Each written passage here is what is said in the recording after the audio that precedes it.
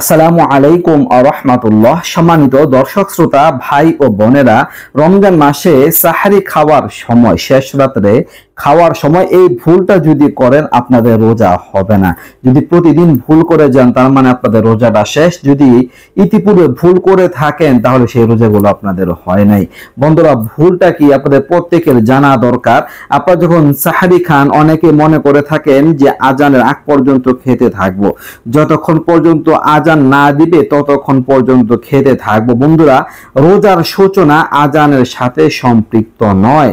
রোজার সূচনা হচ্ছে কখন থেকে সময় শুরু হচ্ছে ওই সময় থেকে নিয়ে, আর কখন থেকে সময় শেষ ওই সময় থেকে নিয়ে আপনাদের রোজা শুরু করতে হবে।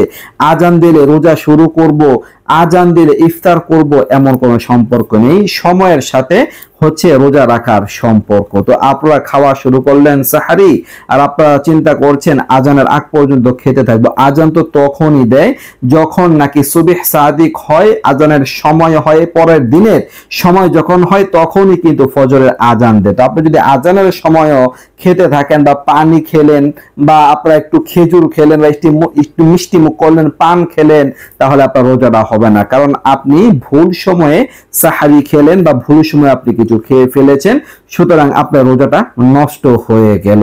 তো আপনাদের সতর্ক থাকতে হবে। দেখবেন ক্যালেন্ডারে ফজরের ওয়াক্ত শুরু কখন থেকে, ওই ওয়াক্ত শুরু হওয়ার আগে থেকেই আপনারা খাবার বন্ধ করে দিবেন। এই কারণে সমস্ত ওলামায়ে কেরামরা যে মত দিয়েছেন সেটি হচ্ছে যে 5 মিনিট আগে থেকেই খাবার টাবার বন্ধ করে দেয়। এটাই হচ্ছে সতর্কতার পথ অবলম্বন করা, যে 5 মিনিট আগে থেকেই সতর্কতা যে মূলক সময় আছে এর আগে থেকে খানা পিনা বন্ধ করে দেয়া, যাতে করে আর কোনো প্রকার ভুল সময়ে সাহারি না খাওয়া হয়। যদি এই ভুল করে থাকেন তাহলে আপনাদের রোজা নষ্ট হয়ে যাবে। সেজন্য বন্ধুরা সতর্ক থাকতে হবে, সাবধান থাকতে হবে। ক্যালেন্ডারের সময় দেখবেন যে সময় আছে কতটুকু, কতটা পর্যন্ত সাহারি খাওয়া যাবে, ওই সময়ের ভিতরেই আপনারা ভাত টাত এরপর যা কিছু খাওয়া লাগে পানি সবকিছু খেয়ে ফেলবেন ইনশাআল্লাহ। আল্লাহ তাআলা আমাদের সবাইকে রোজাগুলো যত্ন সহকারে করবার তৌফিক দান করুন। আমিন। এই আলোচনা নিত্য নতুন আরো ভিডিও পেতে সবাই পাশেই থাকবেন। এই পর্যন্তই।